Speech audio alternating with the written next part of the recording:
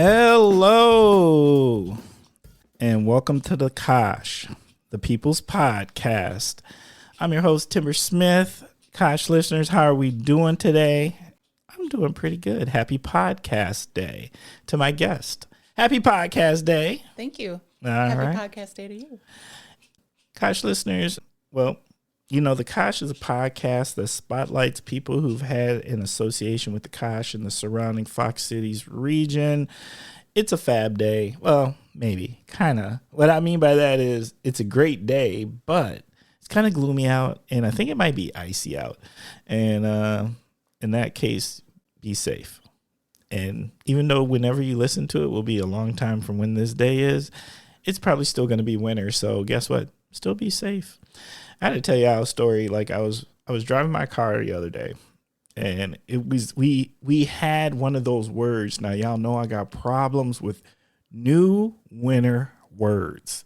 New winter words frustrate me.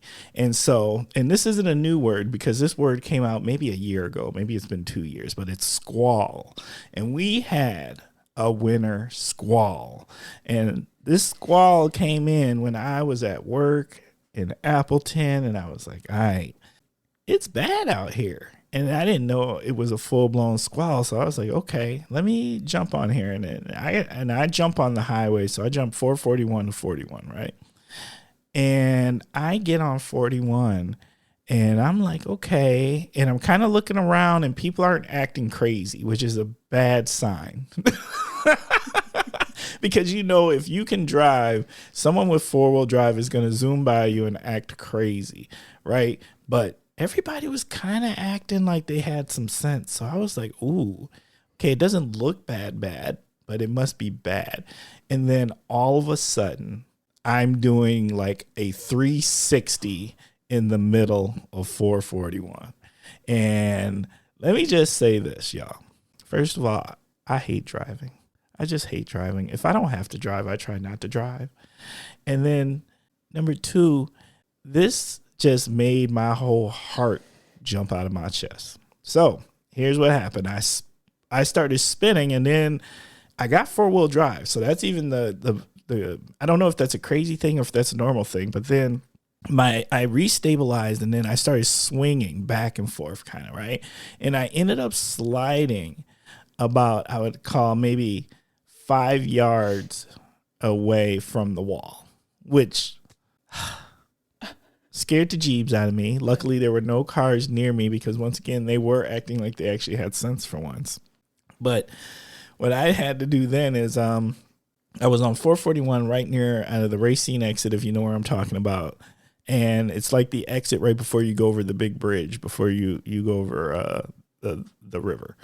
And I slid right on off that highway and then just cruised myself right on through town, through Menasha, through Nina, and through Oshkosh because I could not drive on that highway any longer.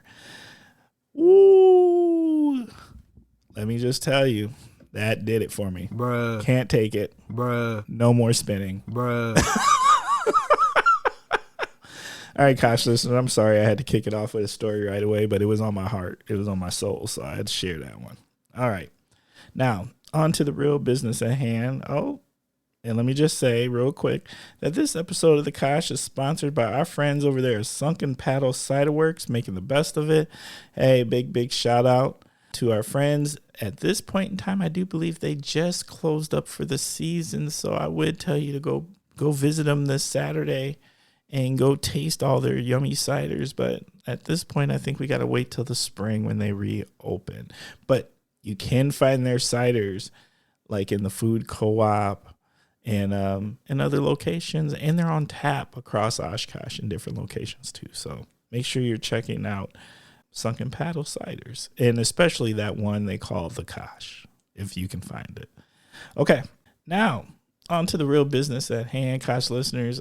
I am very excited about this week's guest, particularly because I don't know where the conversation is going to go, but I do think it's going to be fun, and I think it's going to go hard because this person, like, They got things to say, and they got things to share. And I've had conversations with them before, and they're always fabulous conversations. So I'm curious to see where we're going today. We're gonna see where this goes. They think they don't know where it's gonna go, but I'm doubting that. I think they know exactly where they want to take this conversation. But let me get real right now, and let's bring it back to Kosh traditions. And the Kosh tradition is this: I don't know how I continue to get these amazing, amazing guests here on the Kosh. And this week is no different. So without any further ado, this week's guest is Jax Anderson. Hey, Jax. Hi. How you doing? I'm good. Yeah. It wasn't too slippery on the way down. I was worried about you because I heard that it was kind of slick. It was foggy. Yeah. It was foggy, not too slippery. But today was the first time I actually got to see what you drive. And so if you're driving that thing, so let me just say that Jax is driving basically a Jeep that's like a replica of a full Humvee. Yeah. Jeep Wrangler. Yeah. But it's big. Yeah. Yeah. It is big. Yeah. And I've got my toys in there, like speakers and subwoofer. And if I'm driving that in the summer, the doors are off, the top is down. Ooh. And we're having fun. You're rocking like that? Yeah. Yeah. No surprises, Jax. But it has 4-wheel drive too, so. Well, it is Wisconsin. Sometimes you got to have those important things. Yeah. I don't want to deal with any squalls. That's a problem you don't want. Let me just tell you, my heart speeds up just a little bit, even when I talk about it, because it was just that scary. That's traumatic. It was. Did your whole life flash before your eyes? No, because I'm not going to lie. I kicked into let's handle this mode. Like I had to start, do the emergency turning back and forth. And here's the thing. I've already had a car accident within the last 2 years. Within the last 2 years for sure. It might even be a year, where I slid into a snowbank. Okay. And so the one thing I didn't want to do is I don't need another accident because A, it is hard to get your car fixed. Mm-hmm. And B, my insurance, I don't know if it's going to take another accident. I don't really want it to get any higher. Or have them drop you. Because sometimes they do that too. That would be frustrating. Uh-huh. This is true. Well, I'm glad you didn't hit anything or get hurt. Me too. Sounds like your brain went into fight mode. Oh, facts. Yeah. Facts. So I was handling it. The only difference is, and I've kind of had a scenario like this happen to me one other time, but back then I had a really big car. Okay. I had a Buick Roadmaster. Nice. And so I felt safe. It was like the tank. Yeah. Like if something was going to hit me, if I was going to hit something, I was going to come out the better of that. Yeah. Now the cars just fall apart, right? Yeah, now I got a really small car, so it just makes me feel a little different. Sure. Okay, Jax. So how are we doing today? What's going on with you? I'm feeling okay. I'm looking forward to a week off and not exactly not exactly happy about the weather. I don't like gray, rainy, soggy days. Facts. I agree with that. But you know what? I'll take these days versus squalor days. So. Yeah, that's very true. I know. I don't. People, what you were saying before about how people, when they're driving mindfully, then you know you're in trouble. Mm-hmm. Because you're right. People will usually just blow on by you or tailgate you, pushing you to go faster in typical snowy days when probably they shouldn't be doing that. Mm-hmm. But when they are minding the road and the weather, that is definitely something to pay attention to. Oh, big time. And trust me, I was not speeding when that happened to me. I was taking my time, but something hit wrong. Mm-hmm. All right, you ready to jump in? Yeah, let's do it. Okay, so Jax, can you please share a little something about yourself and your connection to the Kosh and the surrounding Fox Cities region? Sure. Like Timber said, my name is Jax Anderson. I was born and raised in Appleton. I tried to escape a few times, moving out of the state, but kept coming back. I know. I went to Catholic school growing up and then went off to Coastal Carolina University to play basketball for them. injured myself 2 years in and finished at UW Oshkosh because if you don't play, they don't pay. So I came back, finished at Oshkosh, and try to escape a couple more times, but ended up coming back, and now I'm a psychotherapist here in Appleton. Yeah, I love how you keep saying trying to escape. I know. I think about it still, Timber. Yeah? You still trying to get out? Kinda. I don't know. I mean, in the winter, yes. Wisconsin's beautiful in the spring, summer, and fall, but the winter like this, it bums me out because I'm spoiled. I lived in Colorado, and the winters there are crazy. Well, they can be, but it's a lot milder than here. It's not as freezing cold. No. And I don't know what it's like now, but, Colorado was one of the places I was stationed. And so it was crazy because, like, we could wake up and it would be snowing, but then by noon it'd be 80. And then you're like, good God. And, you dress in the morning for your day. And then, I don't know. You can overdress that. Layers. Big time. But Colorado's beautiful. Yeah, it is. I miss it. Okay. And Titan, huh? I don't know if I knew you were a Titan. Yeah, I don't know if we ever talked about that. Yeah. I finished up there. I don't even remember what year I graduated. Probably around 97-ish. Oh. But yeah. I was still there. Yeah. Yeah. I was hanging out. It was fun. I didn't mind, again, in the winter. But the roads are still really crappy around the university. They were back then, and as I came in today, they still are kind of bumpy and cracked up. And I would say probably in some of I don't know which way you came, but maybe some of those like rental regions. But they have fixed a lot of roads like through the university itself and stuff. It was High Street. Oh, yeah. High Street's still High Street. I figured that out. I don't know if we really want High Street. No, I'm just playing that because I've got love for High Street, and it just is what it is. It's the same as it was in 97. Yeah. I was like flashback. Yeah. Okay. So, psychotherapist, what I've heard you use this term before, and so like, is that a different way to term it? Or does it mean something different? Or is that like the official term and other people just use different terms? The official term is clinical psychotherapist because I have a graduate degree in professional counseling. I'm not a social worker. So a social worker would be like a LCSW, licensed clinical social worker. But we do the same job in the fact that we provide one-on-one mental health therapy to clients. But one has a social work degree and another has probably a psychology degree and then a professional counseling grad degree. But you can call me counselor, shrink, mental health therapist. But yeah, the professional term is clinical psychotherapist. What made you want to do that? You're going to love this story, Timber. I don't think we've ever talked about this, but when I went to Coastal Carolina University, I was just excited to play basketball. I didn't know what I wanted to do for a degree. So I changed my major probably in 2 years, like 3 times. I was criminal justice major, psychology major, athletic training. I didn't have any idea. But when I got back to Oshkosh, I settled on psychology and didn't go to grad school until I was in my late 20s, early 30s. But I had worked at the Outagamie County Correctional Facility as a correctional officer after going to the police academy. Oh, for real? Yeah. I know. Okay. I know. And after I was, against my will, trained in juvenile detention as a correctional officer, my staff sergeant said, we need female officers to work in juvenile detention. We're going to train you. And I said, you better not do that. Like, I don't like teenagers at all. Do not train me in juvenile detention. And they did anyway, because they do what they want.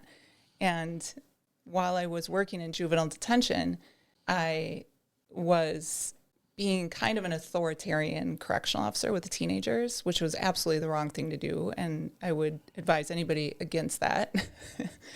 You're not winning. I know, I'm not winning when I'm doing that. And so the teenagers in juvenile detention were being teenagers one day, and I just kind of lost it. And I went in and I yelled at them and I was swearing and yelling. And they were like, all right, yes, ma'am. And they just did what I asked them to do. And I left and I came back like 10 minutes later and I asked them, what is it about this time that made you guys settle down and listen and do what I was asking you to do? And all those other times you weren't. And they looked at me dead in the eye and they're like, because you were authentic, because you were real this time. And I was like, wow, that's interesting. And then from that moment on, I fell in love with teenagers and I wanted nothing else than to work with them. And I found myself starting to talk to them in a way that, you know, a counselor would talk to them. I was getting a little, as a correctional officer, a little involved in more counseling them, just being there for them and talking to them in about like their life and what's going on. And then I just decided to go back to grad school because that seemed like the right path. And that's how I became a psychotherapist. Isn't that interesting? That is, it's different. And yes, of course, it's interesting. Okay, so what did we get wrong? It sounds like you had an aha, a learning curve, a great learning opportunity. What are we getting wrong about teens? And what are we getting wrong particularly? I'm even more curious about teens who end up in a situation where they might end up in one of these facilities, you know, because I don't think kids are bad. I think their circumstances are challenging and then things happen, right? But I don't think any kid usually is inherently bad. So what did you learn that it would be good for the rest of us to learn? I would say exactly what they told me, is to be authentic, be real, instead of taking a authoritarian talk down to teenagers role, that you approach them as if they're a person. I now tell people to think about teenagers as adults in training. They're not teenagers. They literally are training for adulthood. And that can shift a person's or a parent's, caregiver's perspective greatly on how they approach adolescence. And just being real, because they're really real with us. Teenagers are so authentic. And they're like walking, talking, living lie detectors. They can tell when adults are not authentic or when adults are trying to manipulate them or boss them or have an agenda. They can tell. And if you can just approach teenagers in a more authentic way, I think you'd have a better relationship with them. I love that term, an adult in training. Because that's true.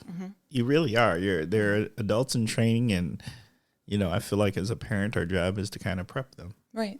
Yeah. You're less their parent as you are more their mentor when they're a teenager. You're still their parent, of course, but, you know, when they're a toddler and pre-adolescent, you have more of a parenting role. And then when they become a teenager, their biology is telling them to separate from their parents and be more independent, establish their own autonomy, disagree with their parents, argue with their parents, come up with their own opinions. Even if it's really not authentically necessarily their opinion, they just want to disagree with mom or dad, you know, or their caregivers. And for adults in that position, whether you're a caregiver, parent, teacher, whatever, to understand that that's just what they're doing and try and be more authentic with them, and it can improve your relationship, make it easier for everybody.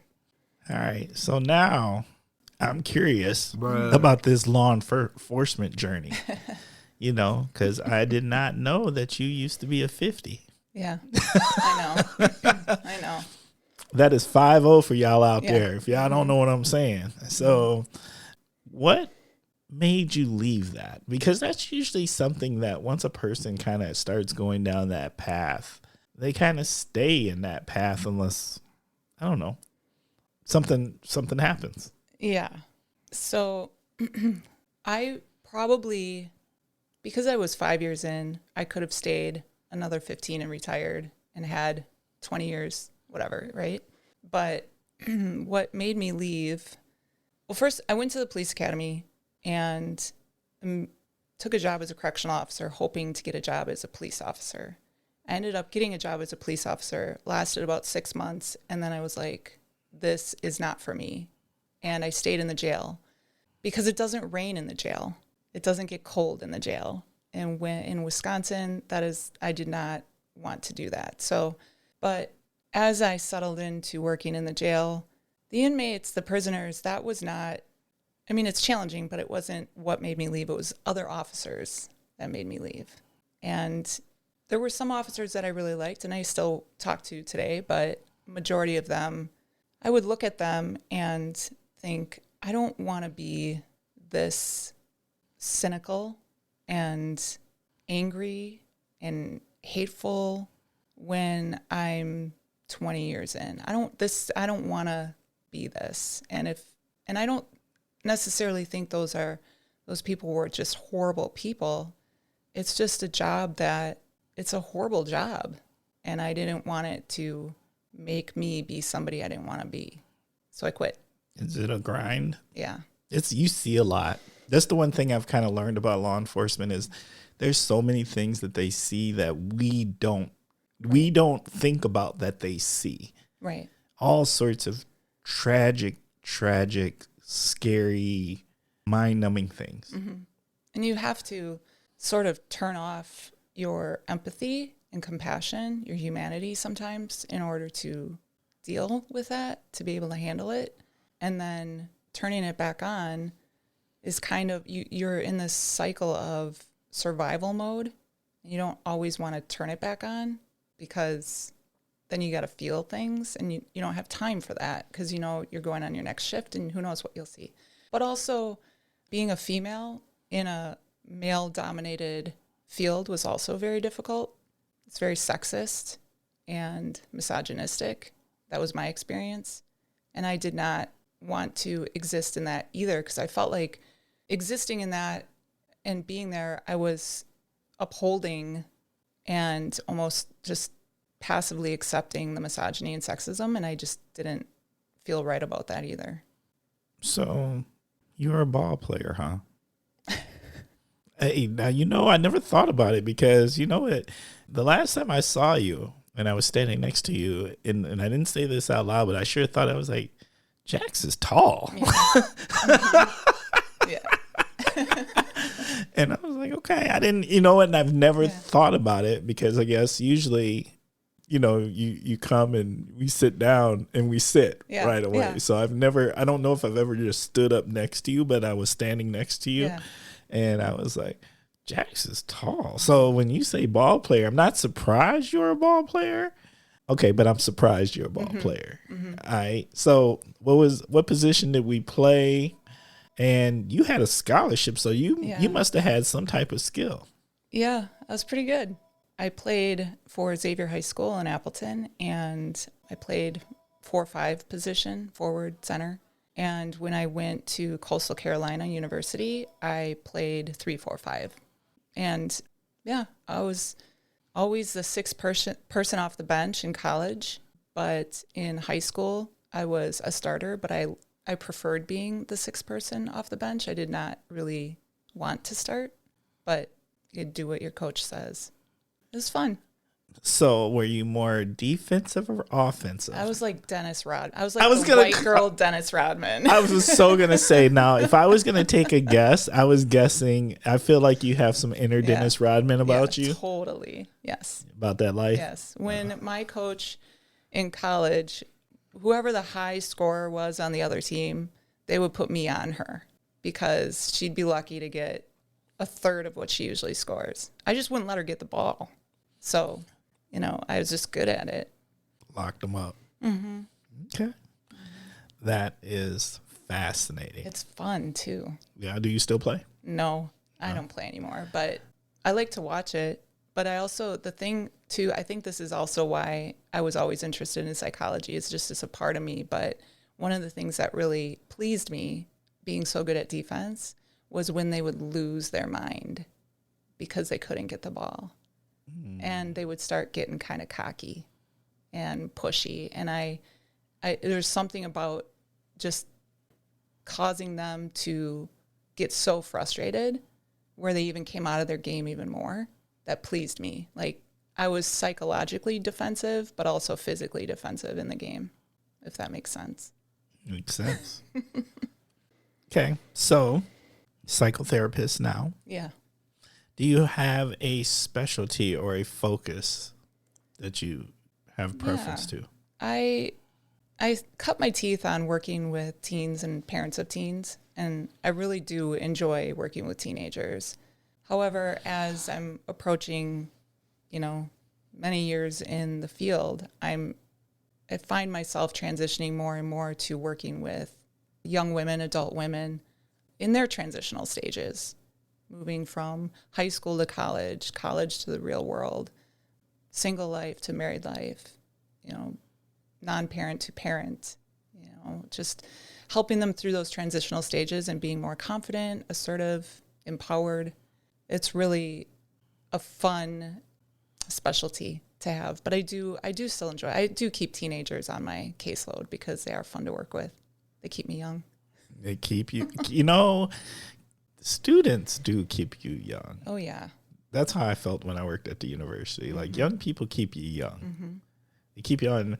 You keep learning new things. They keep you on your toes, and it's just something about being around that energy. Oh yeah, and I think they love it too because it's fun for them to tease you about being. Yeah. No. Yeah, tease you and teach you, and I don't know. You're listening to them. You're appreciating them for who they are, so they like that. Facts. Most definitely. Okay. Were you doing counseling during COVID? Yeah. What was going on out there? I'm just curious because I feel like that would have been a really interesting time to be in your field. It was scary. A lot of people were worried about like the virus, but then there was also that division, that was the political talking and division that was going on, and there was a lot of worry and anxiety about that as well. So primarily that's what everybody wanted to talk about. And when I would, you listen to clients and then as a professional that we're going through this crisis, but it's really not going to totally affect people or impact them until we're 6 or 8 months out of knowing we're safe. And that's when the PTSD kind of sets in, right? So I would just try and prep them for that. And we're talking about what's going on now, but just know that when we are safe. Sorry, what you're saying is like, okay, people are in crisis mode during the crisis, but then once we kind of get to the point where we actually can breathe and think, then all of a sudden it all hits us. That makes a lot of sense. Yeah, and I think we saw that, and we're still seeing that. But it was scary. A lot of kids were scared. Let me ask that, since you kind of mentioned what was also happening politically at that time. We're in another time right now. Yeah. Is that a thing right now with conversations you're happening with clients? 100%. Talking about politics and conversations with friends and family and colleagues and all of that. Like, is it different this time than the last time, or is it just the things? It's more consistent and it's more intense this time than it was last time. Ooh, what do you mean? Because it's like we're here again, and people can't believe that we're here again, and it's scary. People are listening to what the plans are, and they're worried, and they know what happened last time, and now it seems like there's a higher sense of trepidation. What do people get wrong about needing to see a therapist? And I hope that question makes sense. You mean as in why they wouldn't? Yeah, in a sense, like hesitancy, won't, all of those things. Like, because, let's be honest, there's I do think things are really different right now, where people are way more open to say, hey, I need to go see a therapist, or we should go see a therapist, or even the idea that more people will tell more people that they should go see a therapist, right? So, like, that's a huge culture shift that I feel that has happened, and that happened I don't want to say it happened quickly, but it happened quicker than I would have expected it. Right. But now there's not so much stigma associated with it. People are way more like, hey, you need to go holler at somebody versus beating you up for hollering at somebody or even talking about it. Yeah, that's true, I would say. I think people still worry that there's going to be something wrong with them, you know, and that might be why they hesitate going to therapy, that they think they're crazy or something's wrong with them, when that's largely not the case. And they maybe have this idea that a psychotherapist is going to get in their head and, you know, manipulate them a certain way. And that's just not how it is. Many clients will tell me after the first couple sessions, well, I did not think that this is the way therapy would be. I've never been to therapy before, but this is actually feels good. I'm just like talking to a friend and I feel better when I leave here. Like, you're not trying to diagnose me or tell me that I'm nuts or anything like Bruh. You know? So yeah, that's what it is. I do think people have that fear. All right. Yeah. You don't, even if you know that you're a little wild, you don't want somebody else telling you you're a little wild. Yeah, I get it. I'm in therapy myself, so I get it. That makes sense. All right. If I'm going to have a therapist, I want my therapist to be getting some therapy too. Yeah, you want your grandma therapist, right? Or grandpa therapist. So like your therapist is your therapist, and then you've got grandma, grandpa therapist. That's seeing them. That's fair. Okay. All right. I just wanted to dig in a little bit about you and some of these topics. Now we can actually start the episode. Bruh. Okay, you ready to jump in? Ready. All right. Oh, wait. No, I just have one more question. Yeah. Okay. I got to ask, and that is this. Jax, if you weren't doing what you're doing right now, what would you like to be doing? I would be either running a haunted house either running a haunted house or being a ghost hunter or both. Girl, bruh, what is wrong with you? I'm a Scorpio. I don't know. Oh. I just think it's so fascinating. The mysterious. It's just fascinating to me. I watch a lot of UFO documentaries too. You know, we had a ghost hunter. We have a ghost hunter episode. You do? Yes. Okay, I'm gonna have to find that. And he's been on TV shows. What? Okay, yes. I'm definitely. He used to go to UWO. He's a veteran. Okay. I'll point you in the right direction to that episode. And also, did you know the Grand does ghost tours here in Oshkosh? No, I didn't know that. Yes, because they do have them. I saw a documentary on the Grand. Yes. But I didn't know they did tours. They totally do ghost tours here. Okay. And like it's legit. Yeah. I believe it. Yeah. All right. So maybe that's your hidden gem. No. Let's check that out. Okay.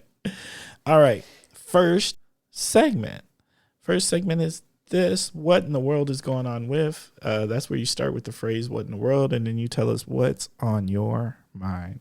What in the world is going on with healthcare? Bruh. Let's go. I mean, okay. I don't know how long ago it was now. What, 2 weeks? Almost 2 weeks ago? Brian Thompson? Yes. Was okay. It's about 2 weeks. Yeah. And now I know, working in the mental health profession, how awful insurance companies are. And also being a consumer of health insurance. You know, I have my own health insurance too. But it really just, wow. The response and the exposure that one single event caused. It's just, I think I'm still processing what happened. Like, I don't even know where to land yet. No. Yeah. I mean, I know what I think on some things. I feel like I know a lot on both sides, being a consumer and being a provider. Right. I'm not surprised this happened. I'm kind of surprised it hasn't happened sooner, but it also rocks my world a little bit. That it happened? Yeah. That we actually got to that point? Yeah. Well, I'm not surprised, but also like, holy, wow, here we go. Yeah. You know? Ooh. Okay. I'm going to jump in with you. And here's what I'm going to say. Because here's the funny thing. My what in the world is going on with was also about insurance Oh man. and health, right? And so I'm gonna interweave mine in with yours, and we see where we land. Okay. And we kind of talked about this a little bit, I think. But here's my whole thing. I don't understand our system in the sense that, okay, so we got all these people who pay for insurance, right? Now, most people have to pay something for their insurance. Most employers are not paying 100% insurance anymore, and people are paying a significant amount for this insurance, usually several $100s or whatever out of each check. And then not only are they paying for it, but then they have what I would call substantial deductibles, so that before they can actually get any real service that they need, they've got to meet these substantial deductibles, which are usually at least a couple $1,000s, right? Yep. I don't understand why we're paying an insurance company and to be the middleman of this, to manage this, when all of that money, so that means those couple of $100s or several $100s out of each of your checks that they're taking for insurance, and then the money that you use for deductibles just shouldn't be tax money that goes into one payer option where the government covers health insurance. Makes no sense that we keep defending a system to have a middleman to manage a process that we pay a lot of money into to tell us when and what we can have for healthcare and medical and for meds. Right.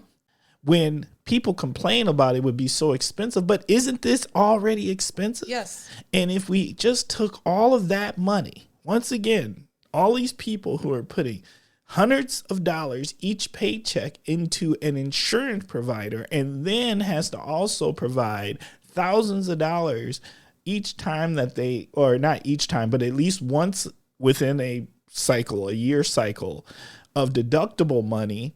And if all of that was just put forth into one, what's the term that they use now? A single payer option. Yeah. How's that any different? 32 out of the 33 developed countries have figured it out. We could do that if we just cut out that. Yeah. Because you can't tell me that's not enough money to cover a single payer option. Yeah. The problem would be if we call it taxes, people get mad about it, but you're getting taxed with insurance companies anyway. You would pay less for your health insurance if it was the way you're talking about. It would absolutely be less. Well, it would just be covered. It wouldn't come out of your check, and you wouldn't have to pay a deductible or copay. It would just be covered. It would just be taxed. Yeah. Yeah. And you can't tell me that wouldn't be a cheaper option. It is a cheaper option. See, this frustrates me, and I don't get it. I don't get why we think having this middleman in the middle, who we're paying an exorbitant amount of money to just basically run a bunch of paperwork. That's absolutely what they're doing, because they're not needed at all. They act like doctors and mental health professionals, and they decide what their consumers, what their clients, patients are going to, the services they're going to get from mental health professionals and doctors. Why do they get to decide that? Why did I go to school and pay so much money to become a psychotherapist when the insurance company is going to be able to say what my client can be diagnosed with, what the treatment plan is going to look like, how long they're going to be able to be in therapy? And this is an insurance adjuster making this decision. Well, yeah, because I mean, like all business, their number one job is to profit. You know what it reminds me of? It reminds me of the church that created sin so they could profit off of forgiveness. Bruh, I ain't heard about that, but that's on some. that's some. It's unnecessary. It can just be universal, and people will argue, well, Jax, you'll make a lot less money if we go to social or universal health care. And my response is not by much, but also I'm okay with that because this is what's better for everybody, right? It's not like insurance companies reimburse me a lot of money. Mental health professionals are probably, we get the most, we all have master's degrees to do our job. We're the least reimbursed. Well, I'm also thinking, though, the good part would actually be maybe you would actually make more because more people would utilize the service. For sure. Right? Because if the insurance company limits how often you can see your therapist. Yeah.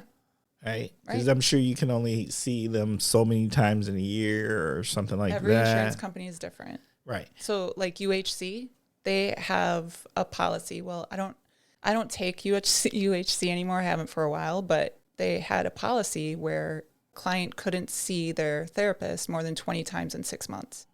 And if they did, they wouldn't pay for it. Right. So that's just where I'm thinking, okay, like there's just all this money going to someone in the middle who's just mitigating a bunch of paperwork to say what you can and can't do and what they will and won't cover. And they're just making it up and changing it all the time and reversing it, making it as complicated as possible so people just give up and stop calling and then they can just keep their money. Yeah, I just don't understand it in the sense of, like, seriously, if the object of healthcare is to get served and be healthy and utilize these services, and to me, the point of an insurance company would be just to cover these things so people can have health care. Mm-hmm. But if that's not what's actually happening, then why do we need that middle? That's just taking a bunch of money from individuals why can't we just have it be direct service? Right. Capitalism. And cut out that whole chunk of cash. That's a huge and enormous amount of money. Right. But then, these millionaires and billionaires wouldn't, I don't know. Capitalism, they wouldn't have the opportunity to get even richer than they already are. See, I've always had this problem with healthcare in the sense that, like, healthcare was never supposed to be something you profited from. Right. Agreed. Right. And that's why, to me, the design of it is kind of shaky, janky, in the sense of, like, we've made it another capitalistic thing, capitalized thing, something to make a profit off of. And that's not what healthcare is for. Healthcare is to serve. Well, humans have the right to healthcare. We should. But it's like they're, storing up all the oxygen and then they're going to charge us for oxygen. We have the right to that, just for being a human on this planet. But, I mean, maybe if they could do that, maybe they would. I don't know.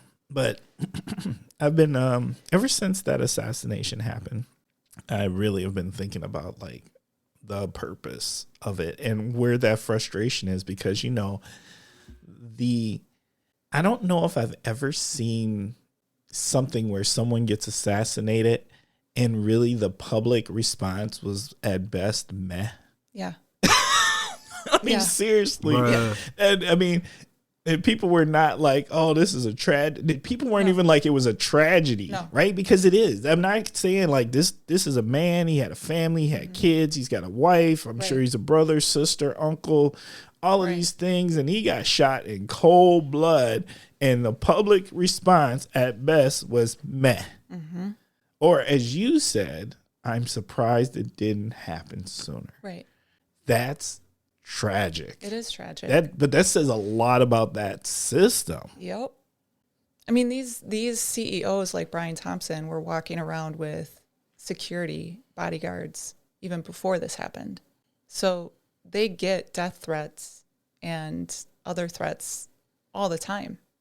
And that's why they have security. So, I mean, it's like you said, like it's not necessary. If they're profiting off of our pain and letting tens of thousands of us die because they're denying coverage, and they know that it's wrong in the fact that they have to hire these security teams to keep them safe. And our leaders just look at that and think, oh, okay, it's okay. It's okay. Just keep doing it the way you're doing it then, get more security. Like, well, I'm going to be honest. If anything, I thought it was a place of ignorance because I would have never thought that. Yeah. You know what I mean? And to be honest, I actually didn't know as much as I know now because of this. This was really a huge awareness thing where you found out about the whole AI thing and it rejecting all of these people's claims and just like all of this stuff that like I was like, oh. Right. Now I understand it. This hit differently. Yeah. And a lot of times, like, you know, mental health professionals and medical professionals, when they have their individual contracts with these providers, with these big healthcare companies, the contracts are written in a way where it's a violation of the contract to talk about specifics of the contract. So the people that are chasing down these contracts from whistleblowers, they're on the right path to get these contracts, because what's in them it'll tell you something. And I love how this is being exposed. I mean, it's tragic that somebody had to die, but like I said, I'm not surprised it hasn't happened sooner. But it is educating a lot of people and exposing a lot more of this. I mean, no matter how much mass media right now wants to shame people for being meh about this happening, it's not changing the discourse. Oh, no. Yeah. I don't even know if they're shaming that hard. I mean, they're just trying to remind that there was a human that got assassinated. Yeah. That's how I kind of feel about it. But nah, there's nothing like the American public is. I feel like the tone has not shifted one bit. Right. But also you look at it where, you know, this is bringing people that disagree on other things, like you want to, like left and right. It's bringing them together because now they see this is a class war. This is, you know, the elite, the wealthy, and the non-wealthy versus left and right, which the wealthy love to keep people arguing left and right, of course, to distract from the class war. The have and the have-nots. Facts. Yeah. Bruh. Okay. We'll see where it goes, I guess. Yeah. Yeah, I don't know. I'm still on this whole, why do we need that middle option? Right. And why can't we just go to the single payer and cut out that and have those funds go into the actual payment of the medical care? Right. Directly. Right. I agree with you. We don't need it. So, okay. Well, I guess that was both of our what in the world is going on with. Okay. Next segment. The next segment is called 21 Questions. And so 21 Questions is an opportunity for our guest to answer some questions we got for him. Now, we don't have 21 questions, but we got great questions that could solicit 21 answers. Jax, you ready to jump in? Yes. What are you grateful for? My daughter, she's 13 now, and parenting her has been a blessing, but also I've noticed in parenting her that it's healed a lot of my inner stuff from when I was a kid. Like just that perspective of parenting her gave me insight onto the things I experienced as a kid and how parents or caregivers or teachers or mentors responded to me, and seeing that perspective differently has really healed a lot of parts of me that probably wouldn't have been able to be healed had I not become a mom. What motivates you? Connection, curiosity, like a cat. I want to really know stuff. I want to observe. And when I can connect with people, it's very motivating and what makes me want to do it more. What grounds you? Being creative, thinking critically grounds me. I am a fan of some dark humor and cynicism, and I can get creative in that just to cope, to ground myself, you know, making the videos that I make and things like that really do ground me. Oh, we need to talk about those later. Okay. What does success look like to you? Having a positive impact in, you know, encouraging change, shift with people. I guess I haven't always felt this way, but as I've gotten older, probably in my 30s, I started thinking more about success, and that success is built on failure. And you have to fail multiple times to have success. And in raising my daughter, we've kind of taken that perspective with her. Like, I remember when she was trying to learn how to do cartwheels, and I just said to her, how many fails do you think it's going to take for you to do a cartwheel? And she's like, 157. And I said, okay, well, I think it's going to take like 89. And then we started counting as she's doing cartwheels. Okay, well, what did you learn from that fail? What did you learn from that fail? And she's, doing a cartwheel by the time she gets to like 40 or something like that, But she had all those fails before she was successful. So I don't know. I just think authentically communicating like that, having a positive impact it feels successful for me.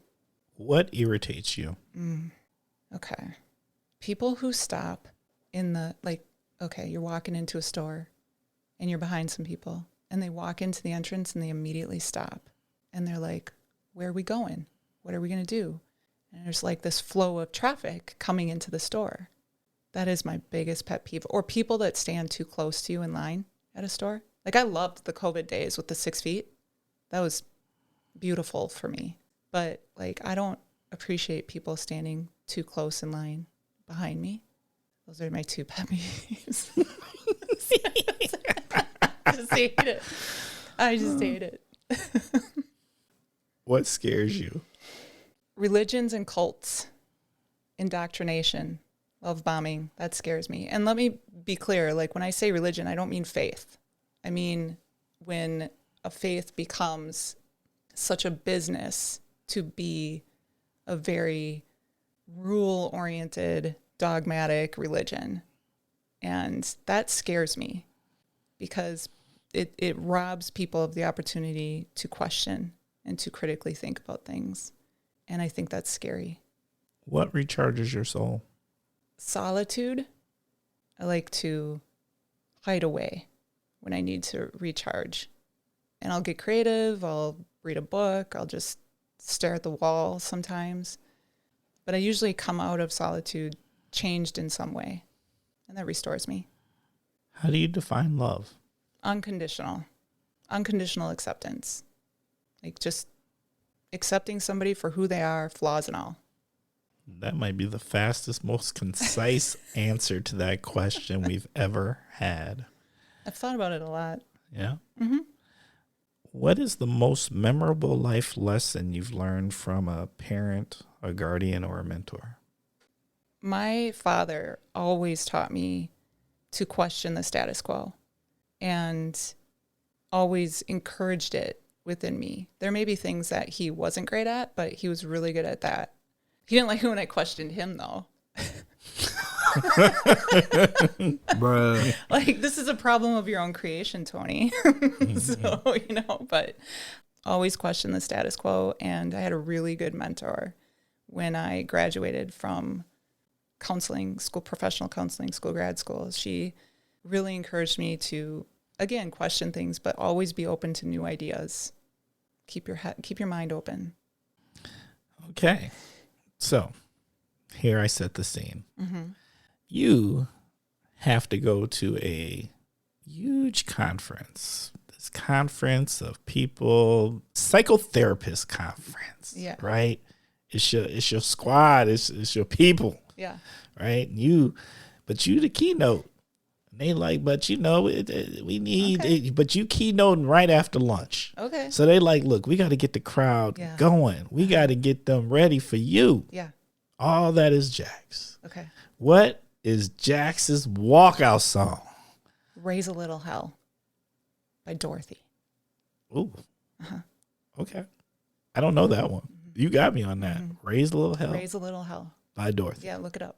Okay. Mm-hmm. Well, I'm definitely going to look it up. We going I make notes on these things. I do actually go check out all the things I always say I'm going to check out. Yeah. Okay. We're going to dig into Jax a little bit and find out what is this. Why doesn't a song named Raise a Little Hell surprise me that would be your walkout song, Jax? I'm just saying. Yeah. Okay. Well, Jax, you have survived 21 questions. Okay. Next segment. Okay. Next segment is word association. Word association is where I'm going to say some words. You're going to tell us what comes to your mind. We have a long-standing tradition here on the Kosh, and that is this.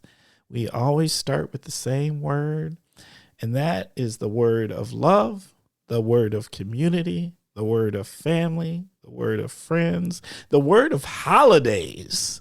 And that word is food. Mm-hmm. So I am not picky about food. I like all kinds of different food and appreciate how I used to be able to eat any kind of food that I wanted. But now at my age, moving through, transitions that women move through, I cannot consume certain foods that have high levels of, sugar or whatever in it. So I really miss pizza. I love pizza. Garbage pizza. Yeah.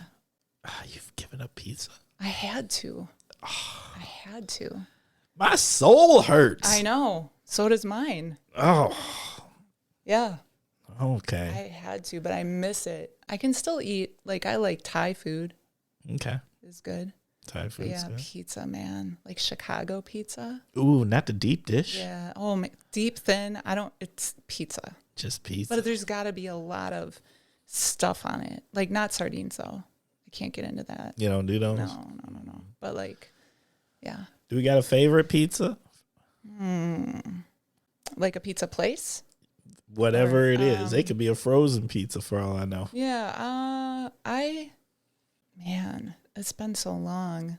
There's a place in Chicago that I can't remember what it's called, but they had really good pizza. Do you know where, Good Company, right? Yeah. In Appleton, they have good pizza. Their sauce is really good.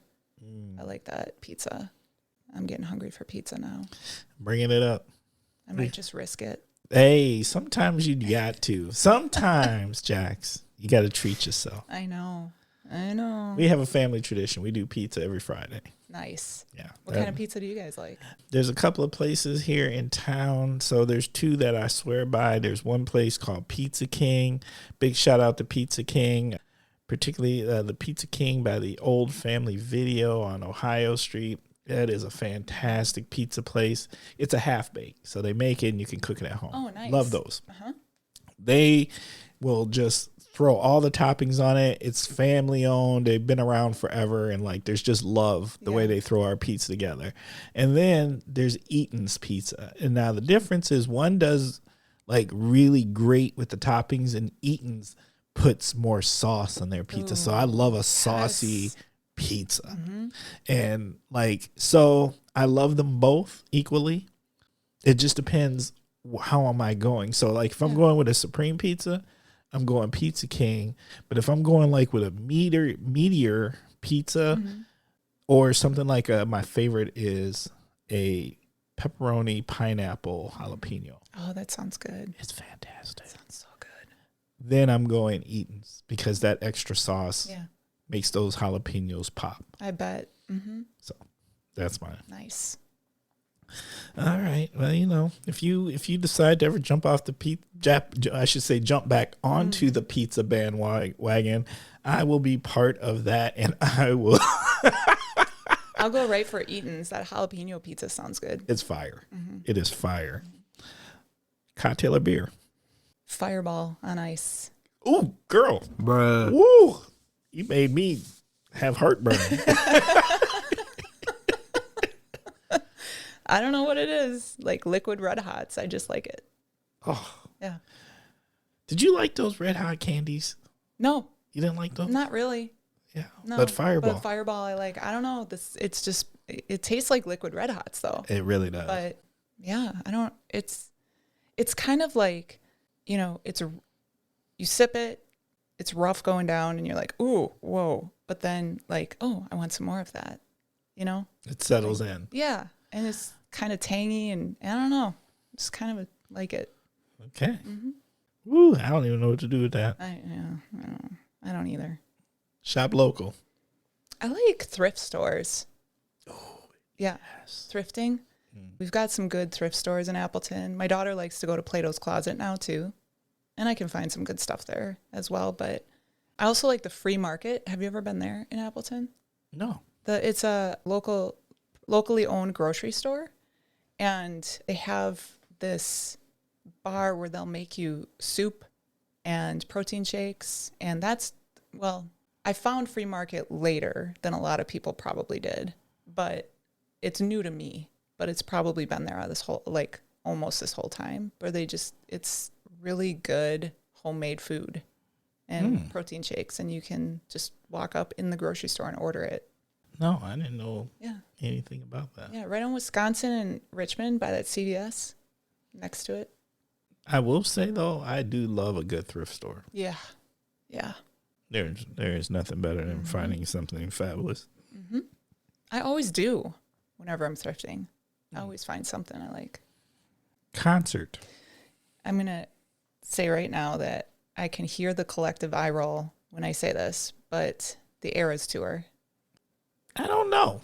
I don't know if there's an eye roll at all, to be honest. Okay. No. Right.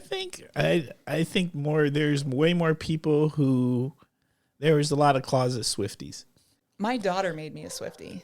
My daughter fell in love with Taylor Swift. I knew about Taylor Swift. I always liked her Reputation album, but I wasn't a Swiftie. And then my daughter started getting into it and started explaining all the lore and background of her songs and just the story of Taylor Swift. And then it's like a soap opera. I was just sucked in, and, I'm a Swiftie. And then we went to the Eras Tour, and there's no words that can explain it. It was just such an emotional, amazing experience. There were parts of my inner teen that I didn't even know needed healing that was healed. Like, it was amazing. If you got to go, you're lucky. I hope a lot of people got to go. I don't know. From what I understand, them tickets is hard to get. Yeah. My husband's a generous person. He was kind. Streaming. Shrinking on Apple TV. Oh, I've heard about that. Yeah. I heard that's good. You got to watch that. Yeah. It's so good. I like that and Schitt's Creek. Schitt's Creek is like my comfort show. I just have on in the background when I need noise.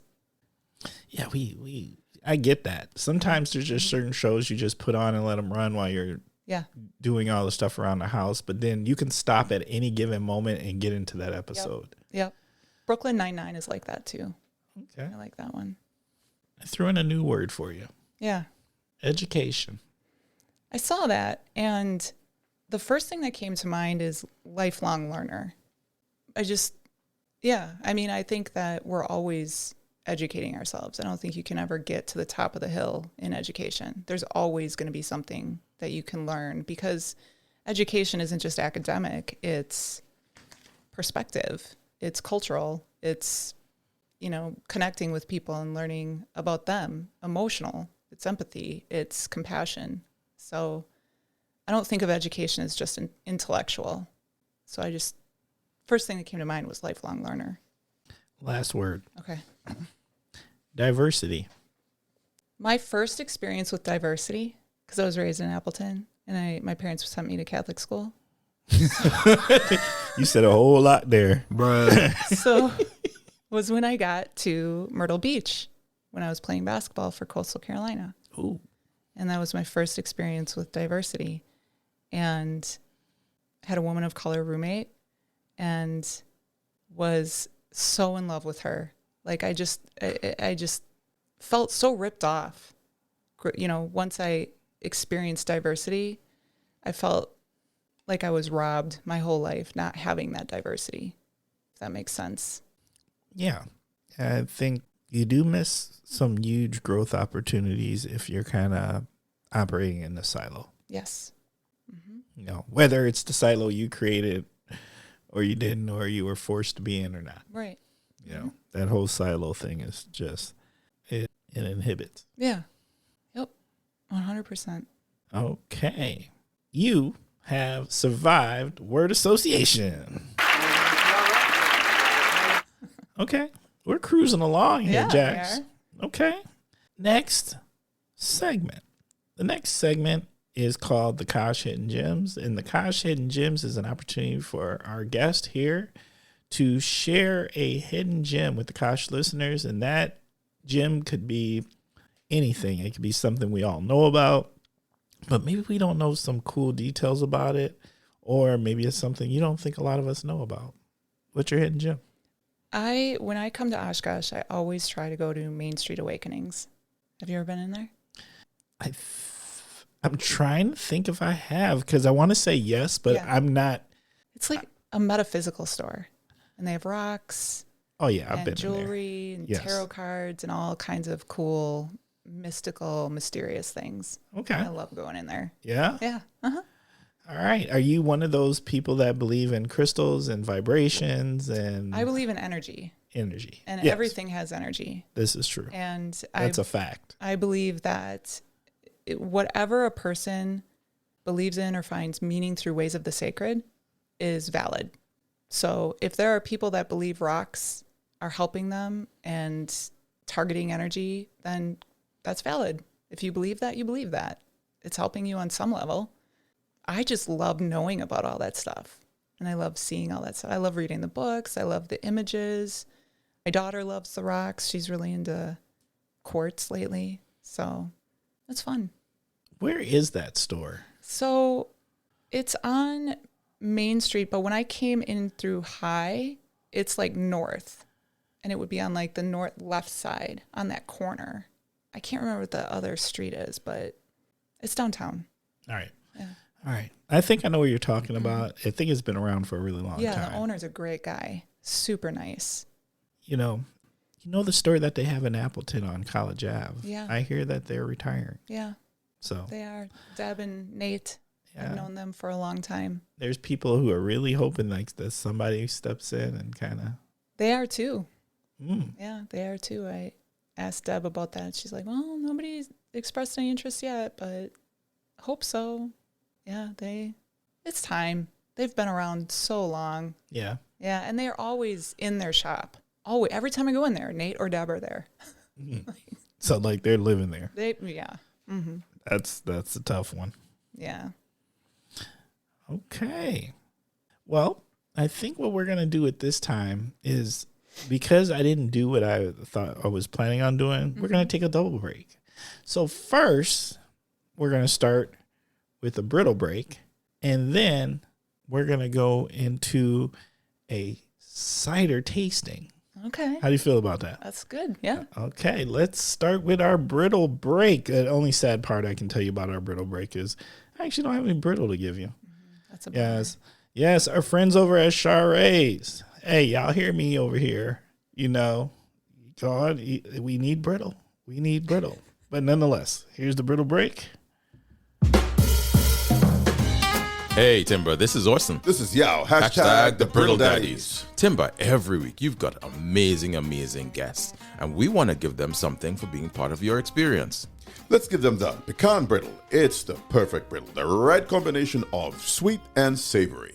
How about you give this to your guests who have the sweetest stories? And if your guests or listeners would like to find out more about Shari's Ghana Style Brittle, have them check out www.sharisgsb.com. So sweet. Okay, we're out. Deuces!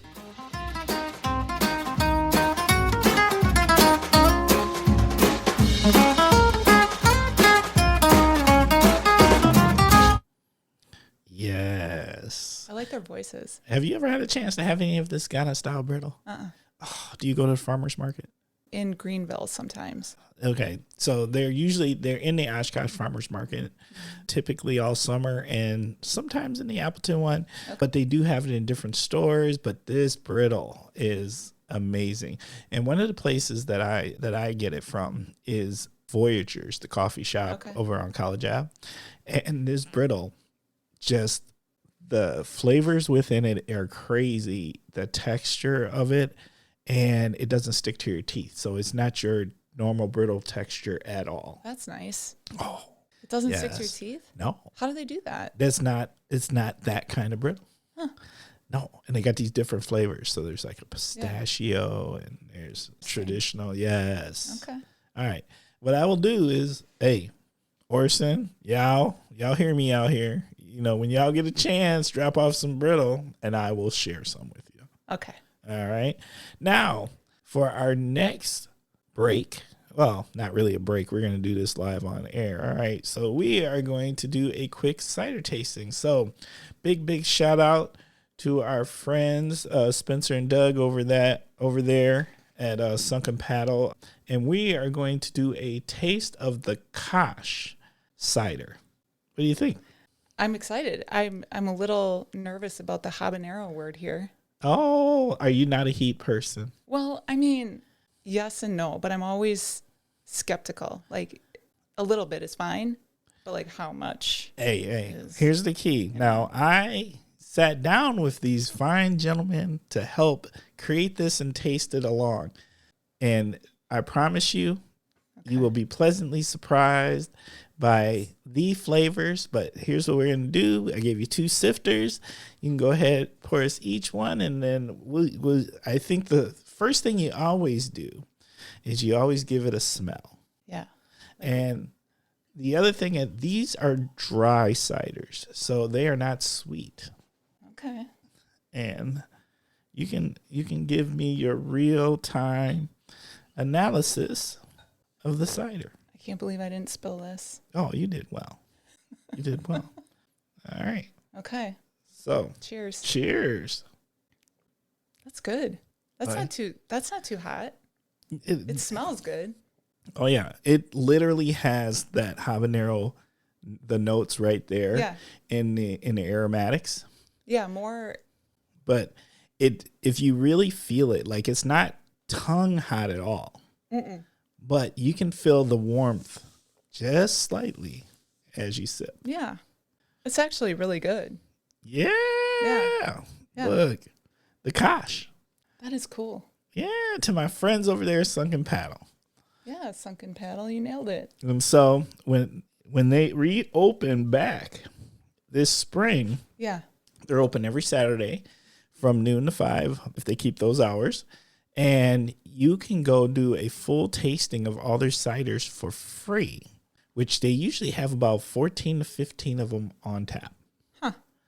And it's the best, coolest like thing to just go and do and take a friend to and just try some things. It's pretty sweet. Okay. Yeah. So they shut down for the winter, huh? Yep. Okay. Yep. And actually this weekend was the weekend. This was their last weekend they were open, and then they'll be back. Okay. I think they open in March. Good for them. Yeah. Do they get out of here for the winter then, or? Not so much. I think maybe the winter is used to ferment a bunch of cider. Okay. That's my guess. Yep. I don't know that for sure. Yeah, they're working. Yeah, they're working. So Doug and Spencer, you're going to have to give us the lowdown on what y'all do in the wintertime. Yeah. Okay. Well, thank you for being part of our cider tasting here and having some of the kosh and letting these kosh listeners know that, hey, if you get a chance and you run into this at Wagner's Market, or if you run into it at the food co-op and you're thinking, I don't know, go on and just give it a shot. Give it a shot. Don't be scared of the habanero. It's not that bad. Okay. So now it is time for my favorite segment of the show, and that is story time. And story time is an opportunity for our guest to tell the Kosh listeners a story. So, Jax, what do you got for us? Okay. So, as I said before, I was raised in Appleton, went to Catholic school. 0 out of 10 recommend that, by the way. And when I went to South Carolina, I was immersed in a lot of diversity. It was like, I was a sheltered kid, and then I went down there and it was, whoa. And I was just taking it all in. But I didn't understand a lot of the, cultural stuff like language and, just approaching people, talking to people. I didn't understand a lot of that. I mean, sure, people are looking at me like, oh, this sweet little white girl from Wisconsin just, doesn't get it. But people are so kind, and a lot of people really took me under their wing and took care of me. But I remember this one time, I was such a self-effacing story, but this one time I was walking to class and just bouncing along, walking to class, my first semester in college. I'm feeling like really good, and it was a nice day, and these people are walking by me, and people of color, not people of color, whatever, and they're just saying, as they pass me, they're saying, "What's up?" And I had never heard that as a greeting before, so I started telling them what's up. Like, I would be like, oh, hey, hi, my name's, and they would just keep walking. And I was like, what is going on? Like they're asking me what's up and then they just keep walking. Don't they want to know? They're asking me. I didn't get it. And then after a while of that, I was like, oh, this is just people's way of saying, hey, like they're saying hi and like, what's up? And I totally did not understand at first. I know, it's crazy. Oh my God, no, that is Yeah. hilarious. I know. I knew I had to share that with you. That is so good. I'll admit it. Yeah. So, hi, I'm from Wisconsin. What's your name? And they just keep walking. Oh. How long did it take before? Who broke it down to you? One of your friends? Well, yeah, one of my friends, and they kind of just noticed me acting weird, and they're like, they're just saying hi, Jax. Like, oh. And then as I played basketball with more and more, spent more time with my teammates, you know, I learned how all that like fixin'. Before long, I was saying y'all, and I learned, you know, all the little language semantics, I guess. Oh. Had you saying what's up? But yeah, after a while I was. And, you know, and then when I came back home, I would get made fun of for talking like that because people back home didn't understand. You know, it was a different, I guess, I don't know, whatever. Well, then they probably thought you were trying to be something. Probably. Maybe I was. I don't know. I was a D1 basketball player. Hell yeah. Yeah. Yeah, well, I don't know. I mean, I earned that full ride, you know? Like, I'm gonna like own it. Oh yeah. Oh yeah. No, and you know, teams, you know, watching my daughter play soccer, not D1, but Yeah. at least Yeah. collegiate, Yeah. right? And sports can be like that great diversity leveler, right? Because y'all are on the same team and y'all gotta kick it, Yep. and y'all gotta get on the court or whatever together, and y'all gotta work as a team. Oh yeah. We were a team. I loved my teammates. There's not one teammate that I didn't like. We got along. We gelled really that freshman year. It was a good team. I got punched in the face by a person that worked for or was playing for Radford University at a home game. So we were in Conway, South Carolina, and she just, during an out of bounds play, she just punched me in the face. And the referee, nobody did anything about it. And I was just like, all right, I guess we're just going like this. And a few plays later, I was on the bench, and my teammate, her name was Reese, and she says, hey, Jax, don't worry. When she was down before, I kicked her. I was like, okay. Bruh. All right, thanks for getting my back. You know, like it was just, I don't know. It was a great team. Yeah, we had fun. That's real. Okay. Well, what's up? Yeah. I'm going to say that to I know you every you time are. I see you now. I'm just going to do that and keep You're moving. welcome. All right. Oh, I love that. Okay. Well, that was an awesome story time. But now it is time.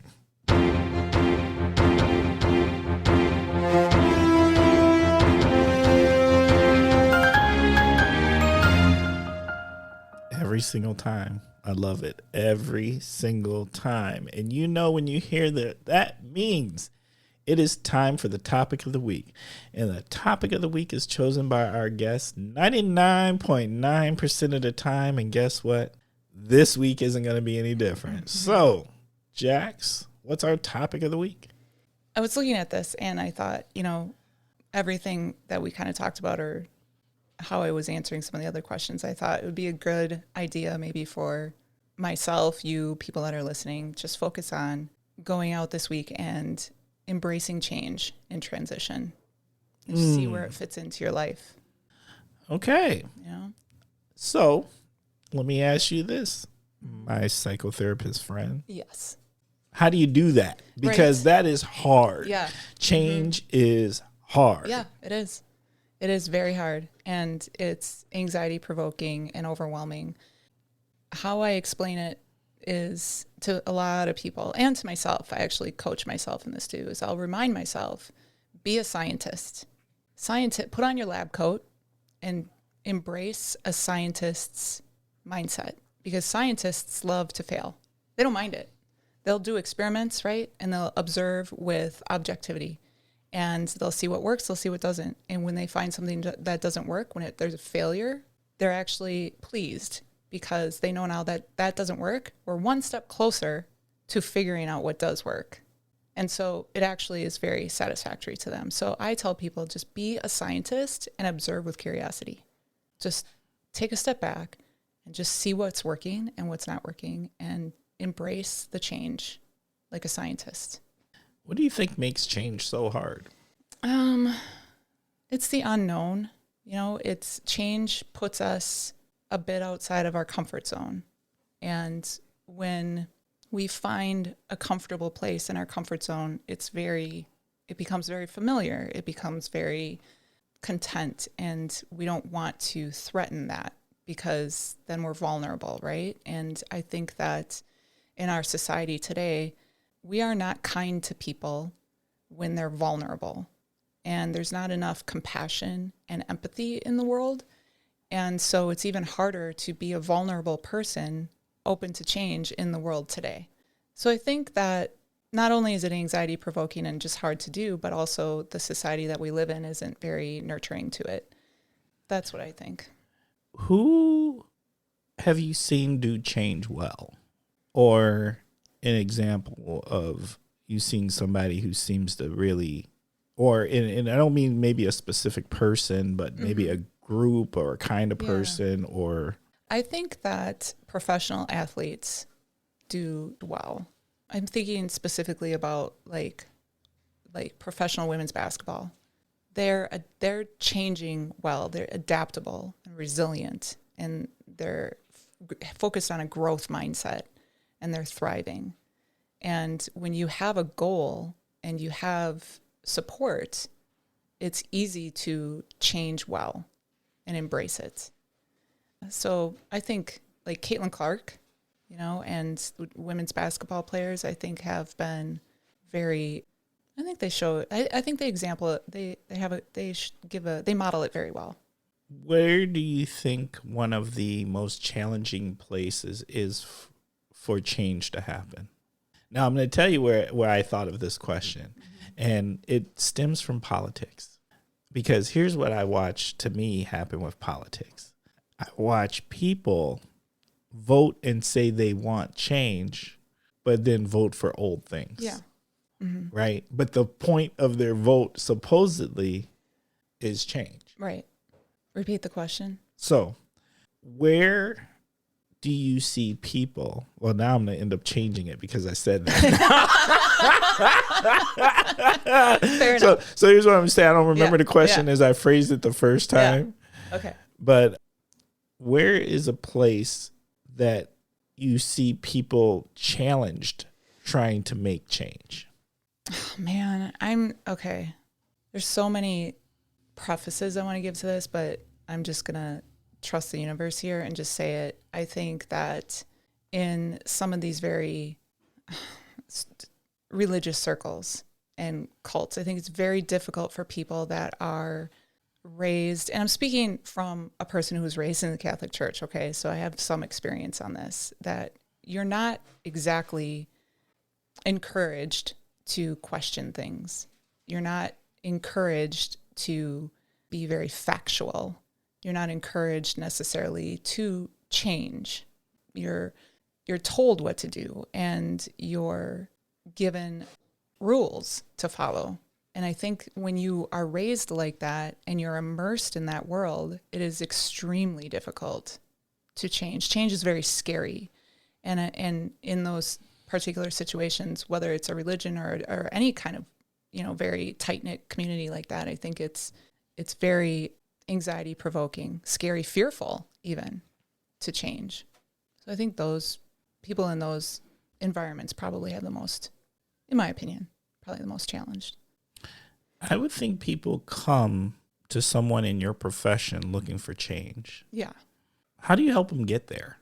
Oh, man. Because, I'm just being honest, because I think that's what you go to a therapist for. Right. Right? Because you don't go to a therapist to stay where you were.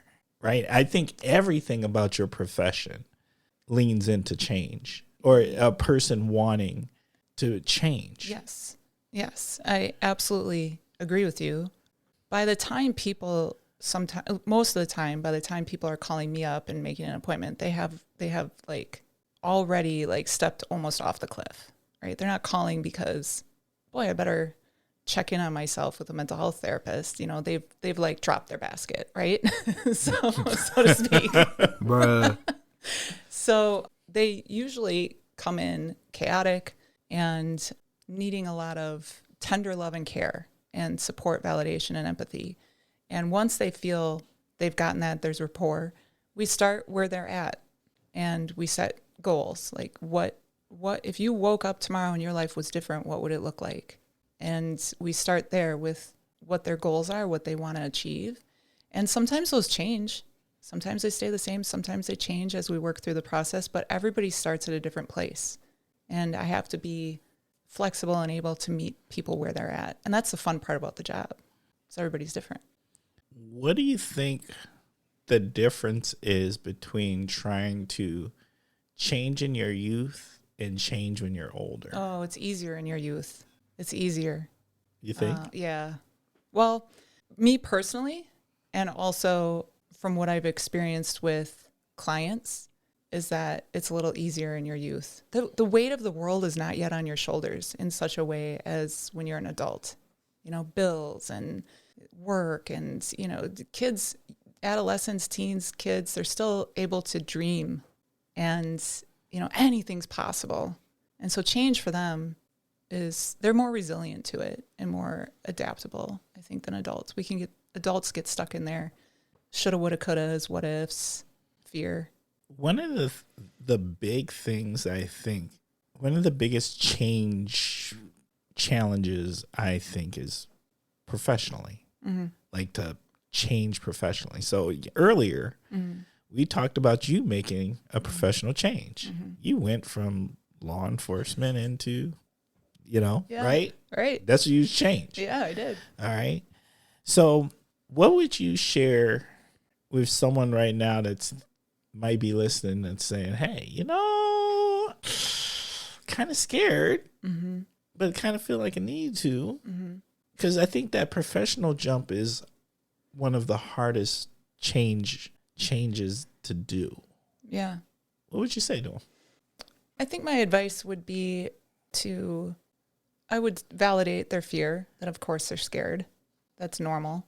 I would be worried about somebody if they weren't scared, actually, about a change like that. So that's already normal and you're good. Like there's nothing wrong with you there.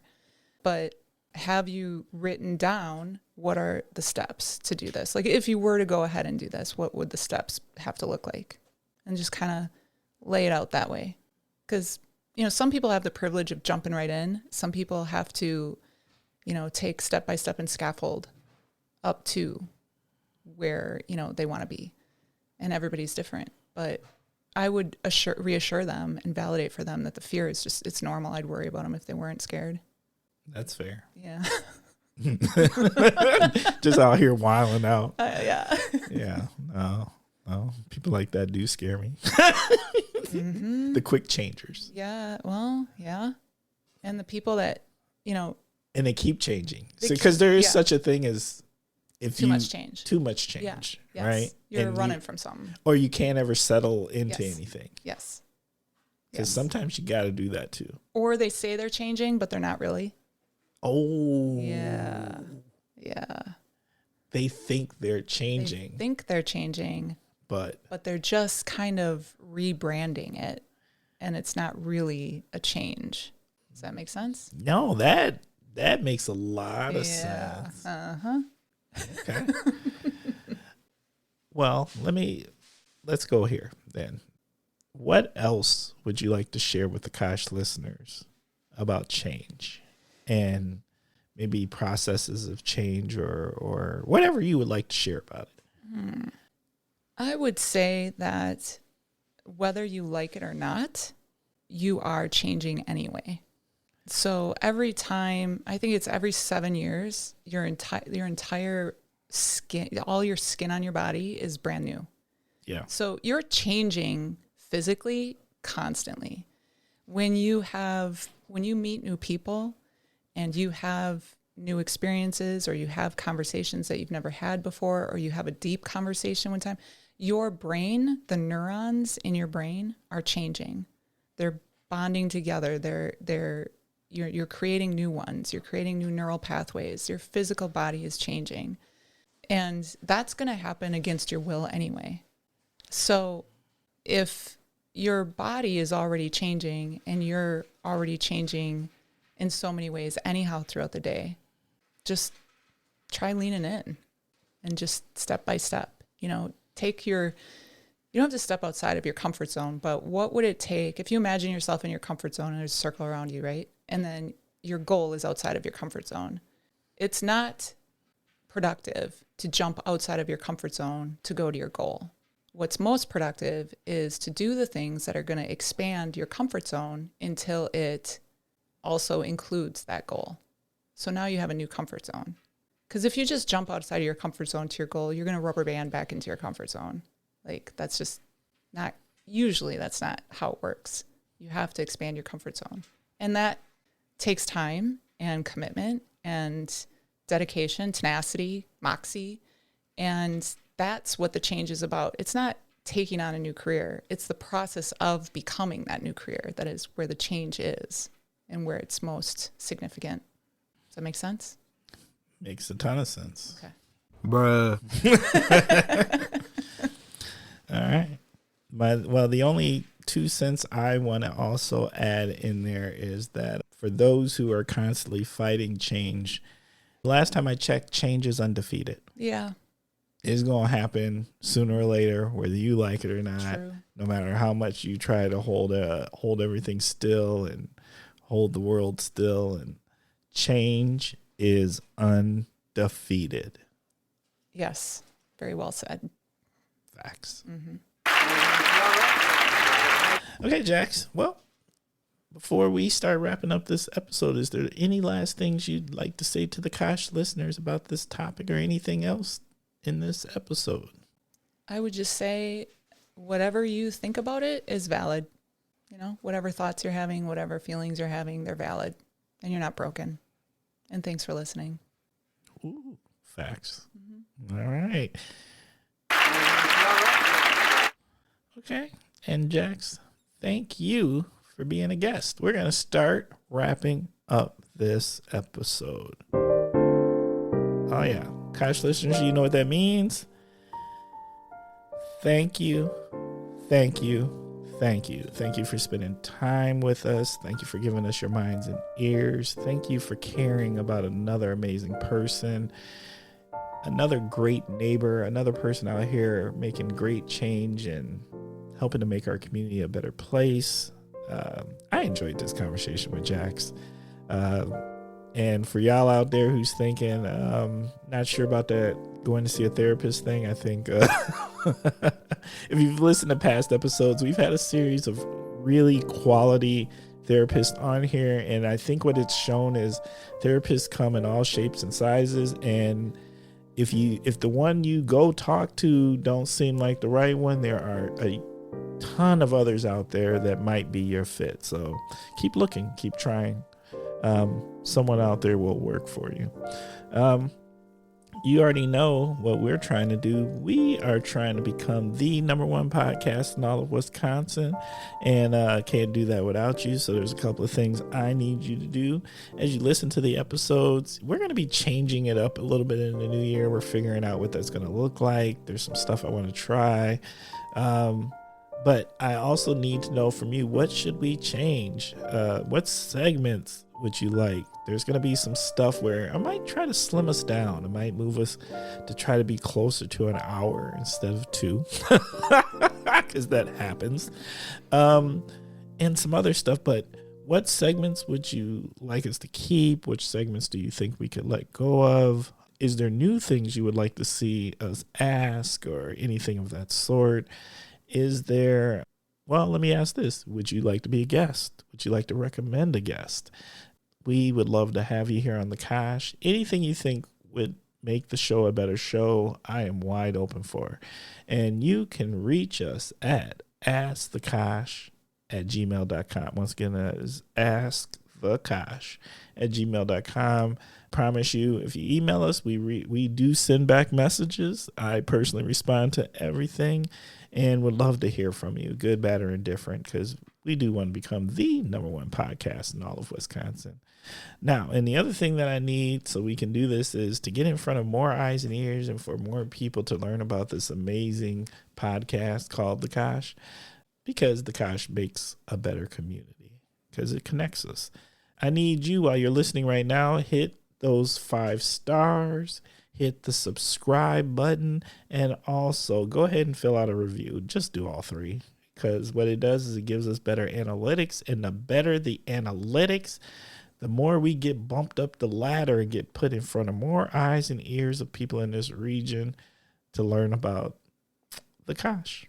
All right. So now that we got that business done, you know what time it is, Kosh listeners. It is shout out time. So, Jax, who we shout out? I don't have a single person in mind, but I wanted to ask you, have you ever had a teenager on the Kosh? No, not yet. I've had one ask. Okay. And we have not, we never connected to actually do their episode. Okay. But would I have a teenager in the Kosh? Yeah, most definitely. Yeah. I'm a little scared of that conversation, if you really want to know the truth. Don't know what they might throw at me. Yeah. I was just thinking that, but yeah, I guess I didn't have any one particular person in mind, other than I thought it would be interesting to hear a teenager answer these questions. What would come out of their brain? Oh, most definitely. Yeah. Okay. Well, if there's any teens out there, I don't know if I've got many teens in my demographic listening audience, but if I do, there was a young lady who was the president of the BSU, the Black Student Union, at one of the high schools who wanted to come on the Kosh, and we just never ended up like connecting. But, you know, now that you say it, maybe, you know, Black History Month's coming around the corner. Maybe that would be a great time to reconnect back with that young lady and get them here on the Kosh. Yeah. Okay. All right. No shout outs other than, you know, I recently went to an event by Amanda Cupcake. Have you ever heard of her? Mm-mm. In Appleton? She is a cottage baker, and she is well known for they're delicious, but they're also these extravagantly built, amazing cupcakes. Like, she just did one for Thanksgiving that looked like corn on the cob, and it was delicious. Yeah. You got to look her up, Amanda Cupcake. So shout out to her for her amazing, delicious cupcakes. She just did an event, first annual Great American Cookie Exchange in Appleton, and it was a success. It was really fun. I have to check her out. Jax, you over here going to yummy events and you're not taking a brother? You know, I'm sorry. I like sweet goods too. All right, I'll tell Amanda about you, and maybe next time I come to visit you, I'll bring some cupcakes. I'll tell you what, Amanda need to come on and do a Kosh episode. She'll bring you treats. There we go. Yeah. Do you like cookie dough? Yes. Oh, her monster cookie dough cupcakes are. All right, I'm throwing that out there, Amanda. I already know. You can come here and be on the Kosh. Would love to host an episode with you. You know, I got brittle and cider, so I got trade. Yeah, I think she would love it. Yeah, she'd be a great guest for you. Okay, my shout outs. I've got a few people. Let me start off by, I want to send a shout out to my man Jason Schulis and my partner in crime Andy Anam. It was my birthday this week, so I started off the week with celebrating another trip around the sun, and they hooked me up by taking me out to some look, no surprise here, Kosh listeners, for tacos. There's nothing that makes me happier than a taco lunch, and there's nothing that makes me happier than a taco lunch at Diablo's Tacos, because those tacos are fire. Mm-hmm. So I went to Diablo's several times this week for my birthday and asked me if I have shame about it, because I don't. Yeah. Not Happy a lick. birthday. It's your birthday week. Yeah. Bruh. So that was awesome. Want to send a special shout out to Robert and Kayla, who came and did an episode of Appleton Engaged with me, representing the goodwill of Northeast Wisconsin, or no, North Central Wisconsin, if I'm correct. I think it's North Central Wisconsin. And that was just such a good conversation. So the goodwill does so many good things. And it also reminded me that during the holidays, I really want to go do some Goodwill shopping, because I just wait for people to clean out those closets. And I'm just going to go ahead and tell you, go on and clean those closets out there. I am out buying shirts. Mm-hmm. Drop them off at the Appleton and Neenah locations. Oh, you know, I don't even know. The one that I really like is the Calumet. I think it's the Calumet exit. That Goodwill is amazing. Mm-hmm. And they have the best stuff. Yeah, So that them and Neenah. I don't. Have you been to the Neenah one? The one off the highway? Yeah, of course. Okay. Yeah. All right. Yeah. Calumet's still better, huh? Yeah. Okay. Yeah. When we go hit the Goodwills, we hit them all in one day from Oshkosh through Appleton. Good job. Well, that's how you really go do it. Yeah. You know, because I think that's a total of 5 or 6. That's a lot of thrifting. You really got to look too. Like, you got to put the time in. Oh, I do. Yeah. I got time. Don't judge me. Got time. All right. Want to send a special shout out to African Heritage, who just had their soulful holiday village here well, not here, but in Appleton. Went to that yesterday. That is always a fantastic event. Thank you for what you do. Thank you for getting toys out to those kids. Just having an amazing event. And nothing brings me joy like a Black Santa. Yes. You know, I don't get enough Black Santa. Here's the thing. I remember when I saw my first Black Santa when I was a kid. And I was probably like 5 or 6. And we went to this event and they had a Black Santa. And I was in awe because I can't even tell you. And you may not think about this stuff, but seeing that representation of something like that, it sticks with you and it normalizes a lot of things in a person's world or in their life. And seeing Black Santa at that age normalized a lot of things for me. It's crazy important. So this was my Black Santa sighting for the year. And it makes me happy every year when I experience that. Okay. And my last shout out goes to the wife. Once again, last but never least, I say big shout out to the wife for letting me continue to make this podcast in this house. Thank you, baby. And I love you. For real, for real, for real. I appreciate you. All right. Jax, we got one thing left to do, and that is this. Okay. You got 3 choices. You can share some wise parting words of wisdom with the Kosh listeners. Option A. Option B. You can tell the Kosh listeners, what would yourself today tell your 13-year-old self? Ooh. And option C.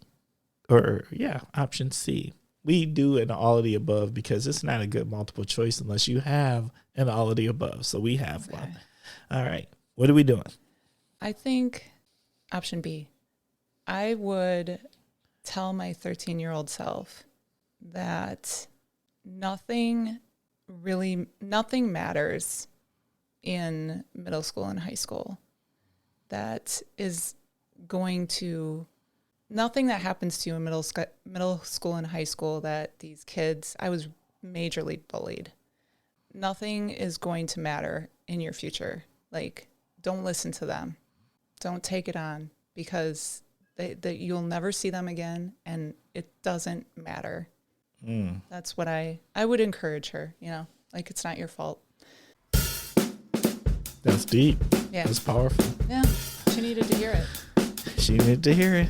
And Jax, we needed to hear you. Thank you for coming on The Kosh. Thanks for having me. The Kosh.